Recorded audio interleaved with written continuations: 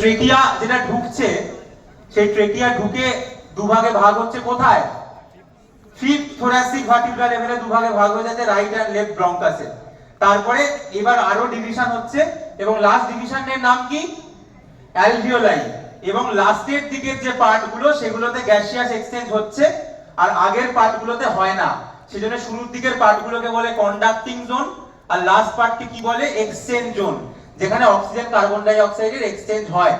এইবার এই যে আমরা ব্রিদিং করছি, এই যে আমরা শ্বাস নিচ্ছি, কিভাবে শ্বাস নিচ্ছি? শ্বাস নেওয়াকে কি বলে? ইন্সপিরেশন। তো আমাদের যে ডায়াফ্রাম সেটা কন্ট্রাক্ট করছে, আমাদের ভলিউম বাড়ছে। ভলিউম যদি বেড়ে যায় তাহলে প্রেসার কমছে, বাইরের প্রেসার বেশি ভিতরের প্রেসার কম, তাই হাওয়া বাইরে থেকে ভিতরে ঢুকছে, এটাকে আমরা ইন্সপিরেশন বলি। তাহলে ইন্সপিরেশনের জন্য ডায়াফ্রামকে লাগছে। ইন্সপিরেশন একটা অ্যাক্টিভ প্রসেস এবং ইন্সপিরেশনের ভলিউম বেড়ে যাচ্ছে, প্রেসার কমে যাচ্ছে। এক্সপিরেশনের উল্টো। এটার মধ্যে বুঝতে কোনো অসুবিধা নেই। এইবার যে জায়গাটাতে